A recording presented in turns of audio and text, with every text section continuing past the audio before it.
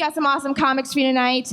Really excited for this next guy. He is a Michigan native, but he's out doing his thing in Los Angeles. But he came by to visit us, so put your hands together for Mr. Jordan Leer.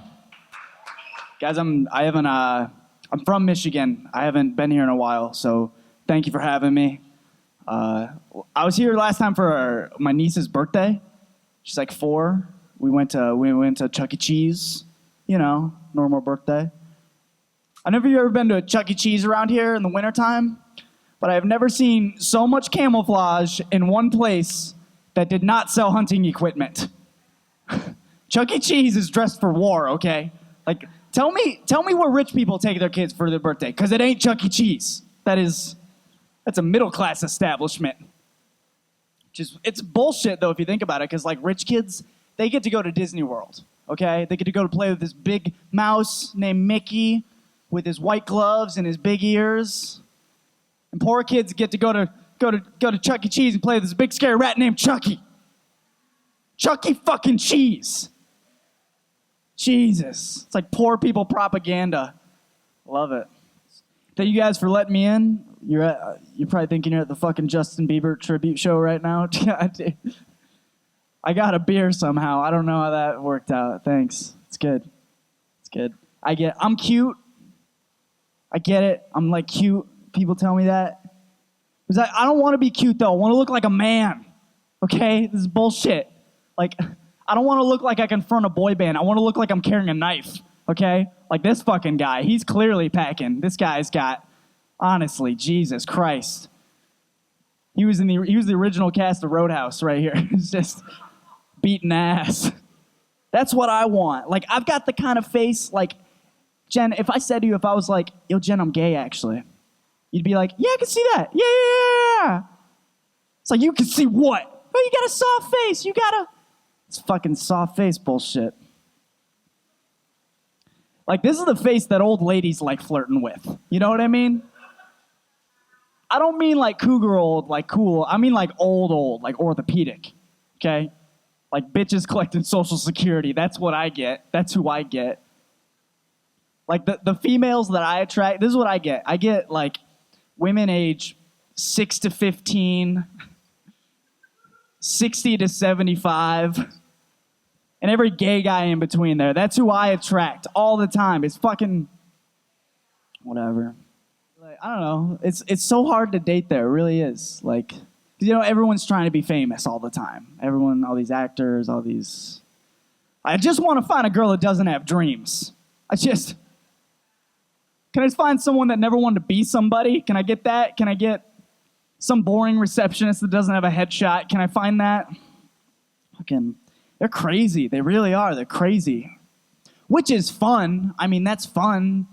You're going to date a crazy girl. You got to understand, though, it's a risk, okay? It's like owning a pit bull. It might kill you. Yeah. But if it's in a good mood, it is so adorable. Just that, something so vicious that's being so cute. Love it. I tried dating one once. It didn't work. I don't have the income to date a pretty girl. That's the thing. Like, hood rats, sure. Yeah, all day. Right on. Camera guy's into it. Hood rats. Do we have any other options in Battle Creek? Are we rocking any other? What I'm cool with. I was born and bred on it. It's fine. Jeez. I took this really pretty girl out for a while. We had to break up, though. She was always like, why don't you take me to sushi? I'm like, because I want to eat every night this week. That's why. Fucking. Jeez. It's 2014, and men still have to pay for women. Like, it's still expected. 2014. What happened to all that Destiny's Child shit in the late 90s, huh? What the fuck, Beyonce? What the fuck? Independent woman, my ass. Like, I grew up with music saying I didn't have to pay for a woman. I'm just saying. I just hate how expected it is. Like, I'll be getting coffee with a girl, and the person taking our order will always be like, oh, will this be together? It's like, well, I fucking guess it is now. Thanks. Jeez. I just hate, like, it's such a double standard. Like, we gotta pay for women, they don't gotta pay for us. We can't hit women, they can totally hit us. Like, what is that? I mean, I'm just saying, like, think about it. If I hit a woman here, everyone would want to hit me. And if a woman hit me, everyone would still want to hit me. What the? There's probably a reason why I needed to be hit in the first place, right? I haven't had a girlfriend in a while. This is fine.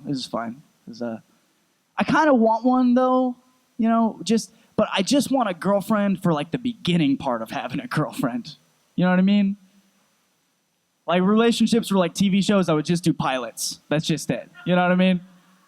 There's like pilot, cut to series finale. Then you never see how bad it gets. You never even notice how fucking boring it's gonna get. Season 3, running out of shit to talk about.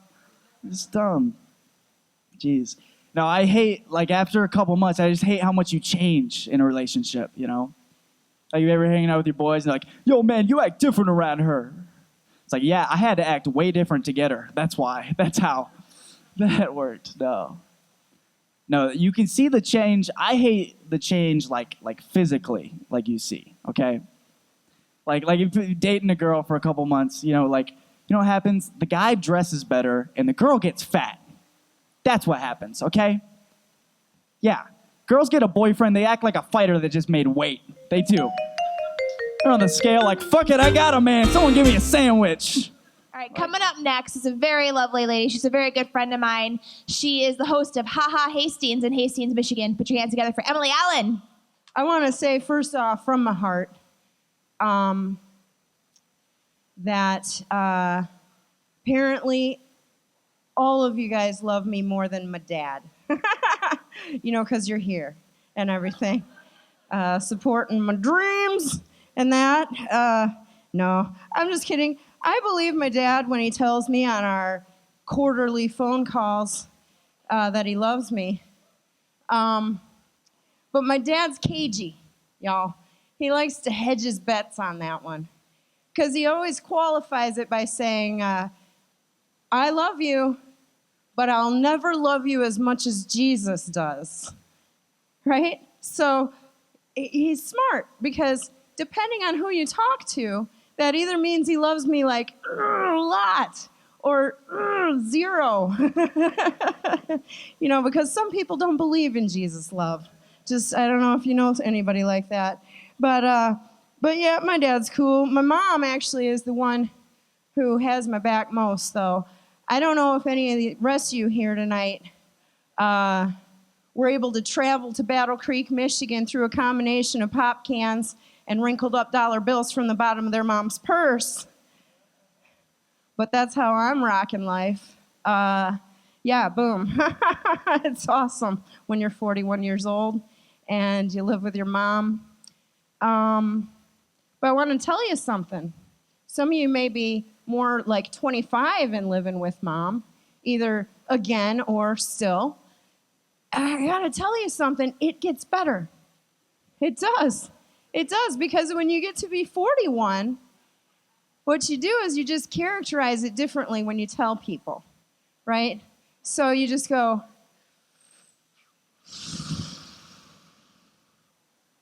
so I'm living with mom now.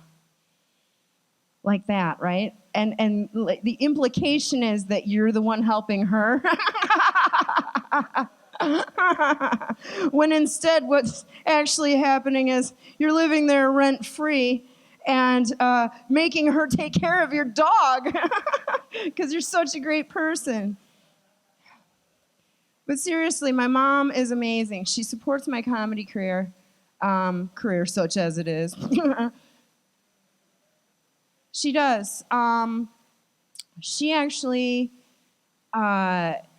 not too long, she's always trying to think of bits for me, right? She's always trying to help me out with my comedy, because clearly I need it. And so one time her friend gave her a whistle, and it was sitting there, and I said, Mom, what's this whistle? She says, oh, my friend gave me this whistle in case I get into trouble in the big city. I can just blow the whistle for help. I go, Mom, that's a rape whistle, right? And let's pause. Let's pause a moment, y'all. I'm 41, okay? I look like a Sunday school teacher. Let's just get that out of the way. And And on a good day, I'm rocking a slim to none on them rapins, okay? That's just, okay? Now, my mom is 65, and she is a Sunday school teacher. And so she's rocking a 0 on that. Matter of fact, if my mom gets raped, that's a power game. That's about power, right? That's not about sex. Let's don't kid ourselves. So I said, Mom, that's a rape whistle, and laughed for about a half hour. And she looked at me real cute, and she says, well, Emily, you can use that, for your comedy, about me getting raped. And I was like, I'm going to hell because I made a situation where my mom said that. But the thing is, you guys, she takes it too far. My mom really takes things too far. She actually just wants me to succeed so bad. She's trying to provide more stuff for me. She's hanging out in bad neighborhoods. She's hanging out at bus stops. She is letting her car purposely run out of gas in shitty areas. Your silence tells me that you don't really understand this. My mom takes it too far. She has jailed 7 men, okay? She watches Fox News. She believes if a man's in this vicinity, that's a rape. That's happening, that's a rape. She blows the whistle, they go to jail. I don't think you get it. My mom takes it too far.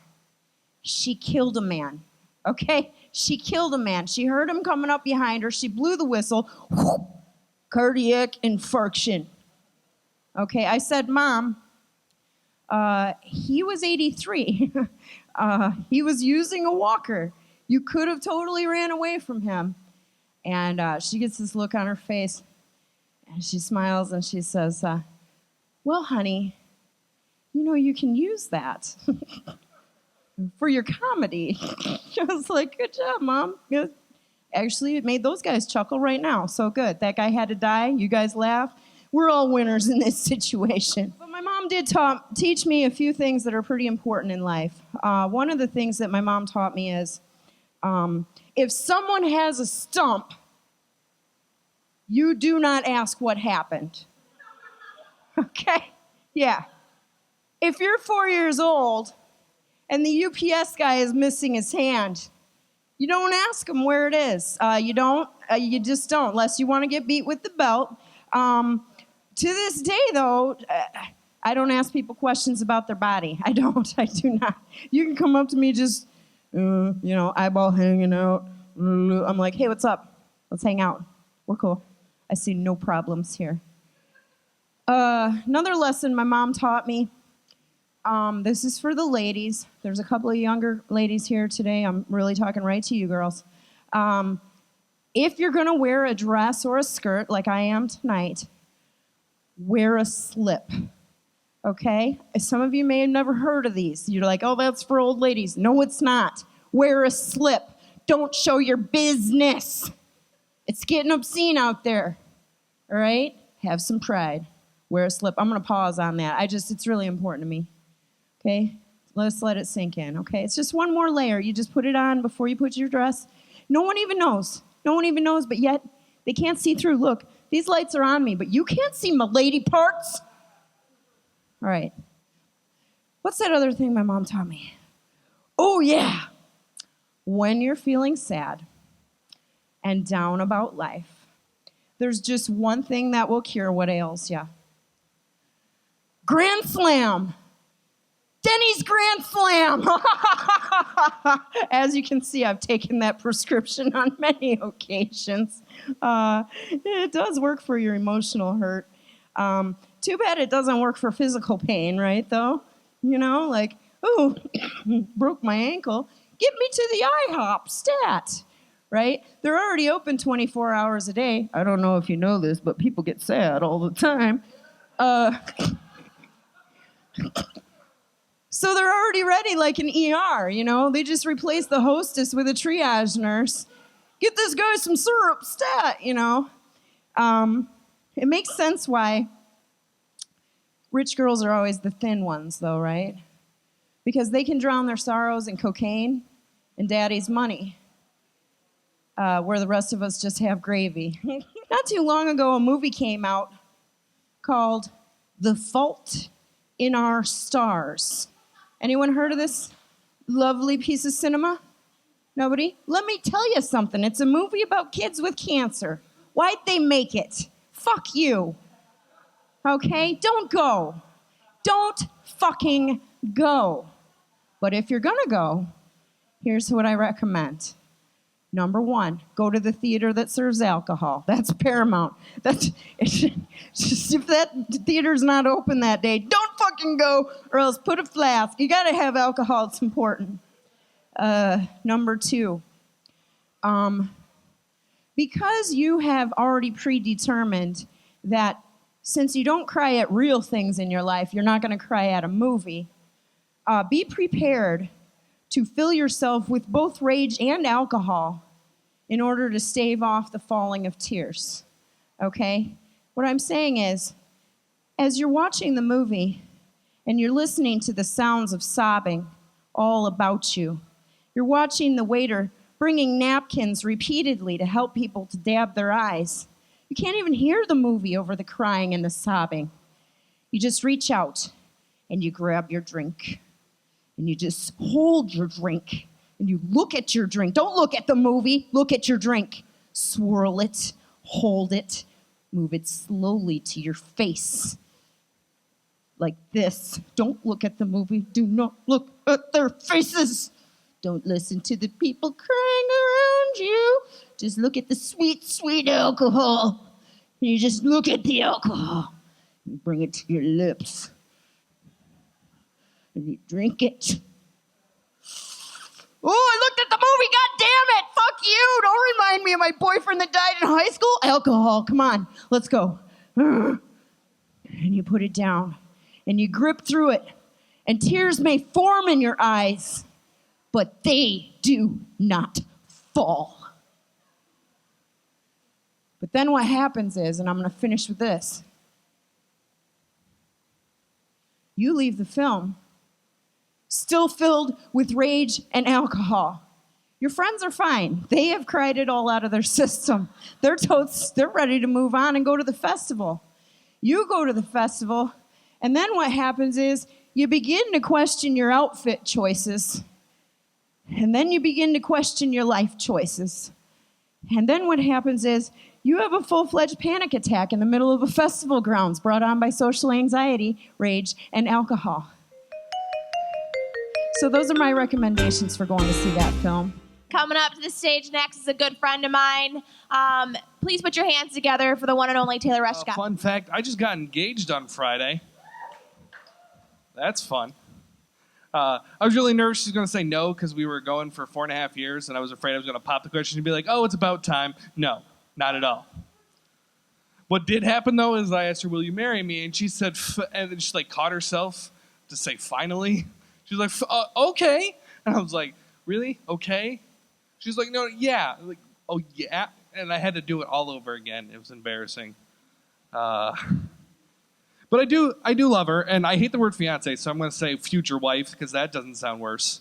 But I do love her. I just hate her dreams.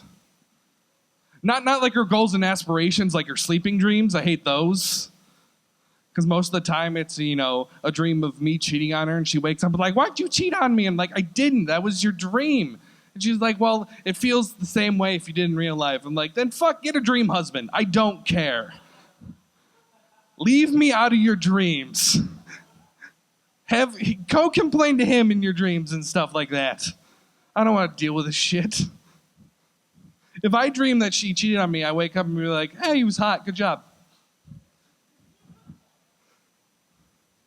I put on Facebook that I got engaged, and more than half the people were like, oh, finally, because it's 4.5 years. Yeah, it was a big, long time ago, but everyone's like, finally. But some of the people that say finally, like, you have 7 boyfriends.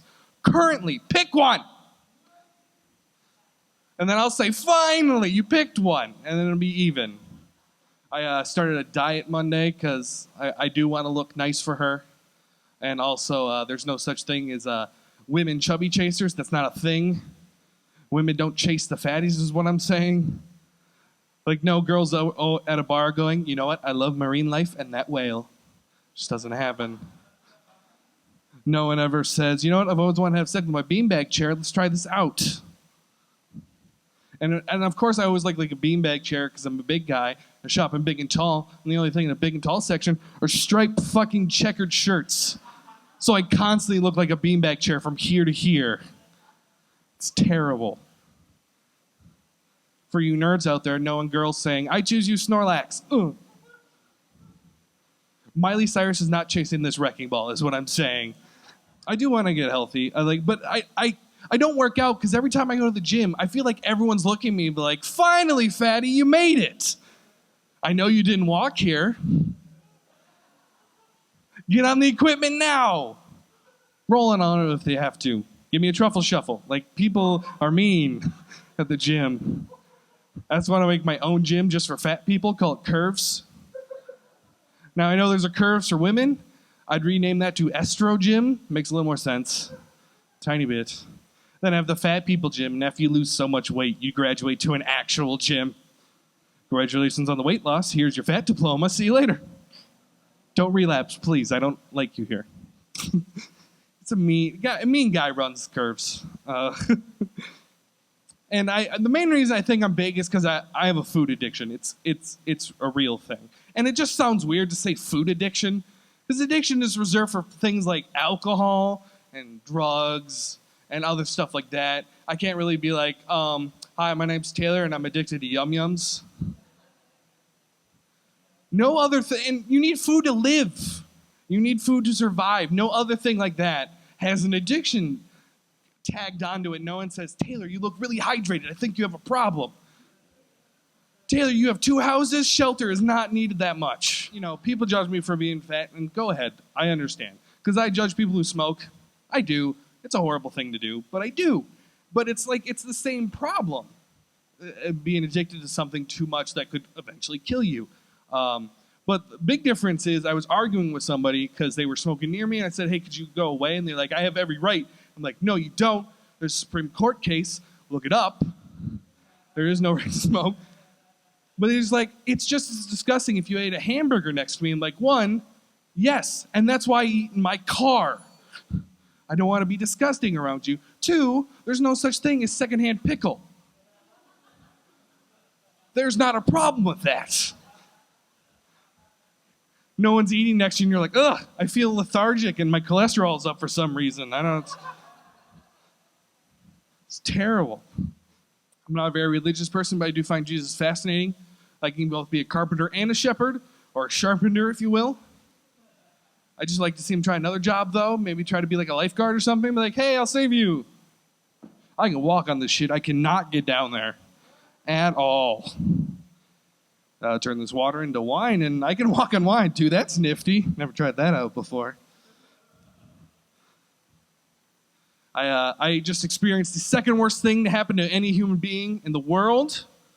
First, obviously, getting your penis stuck in the zipper. That's clearly number 1. Worst thing ever.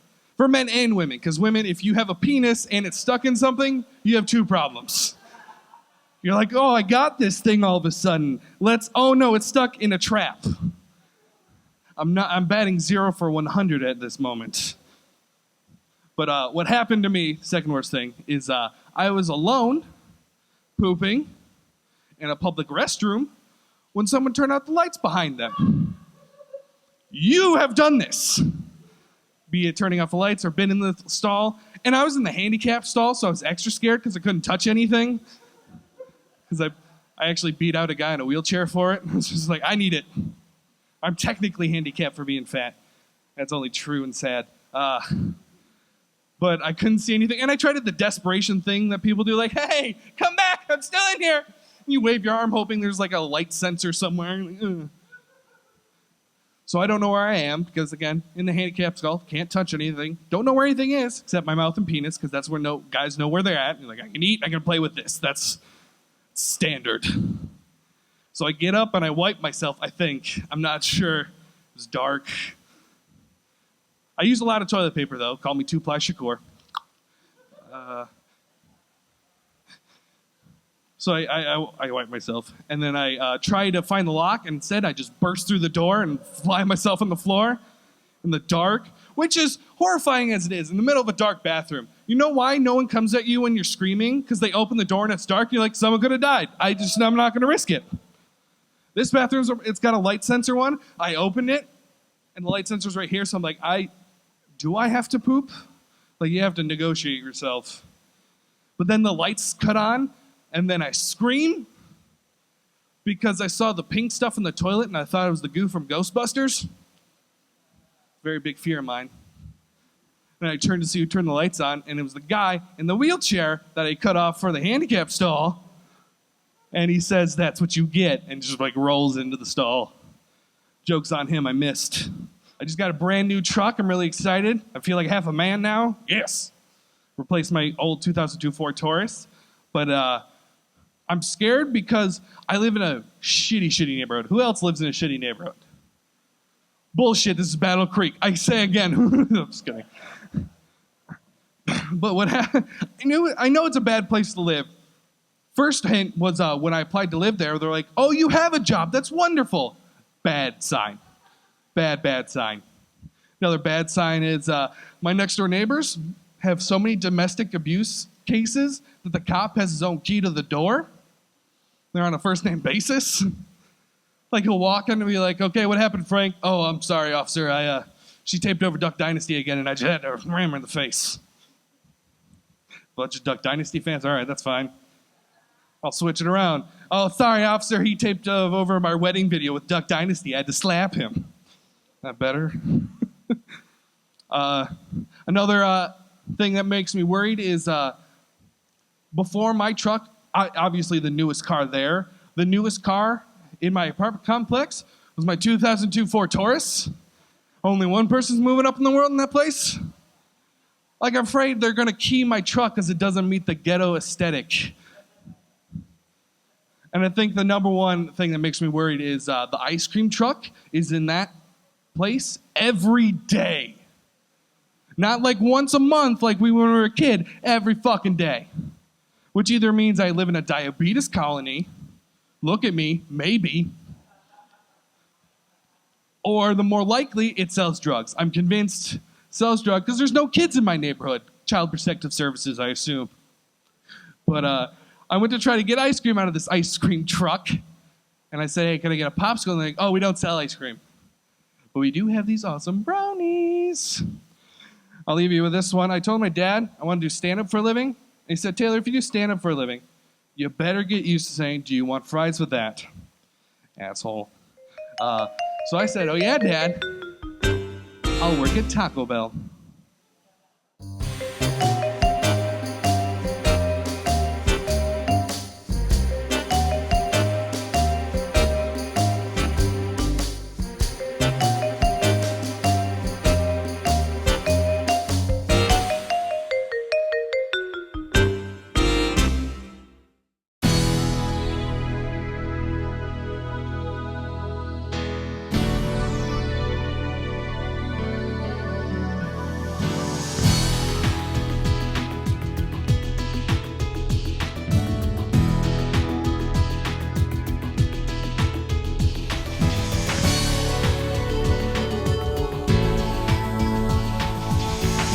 Access Vision. Your voice, your community.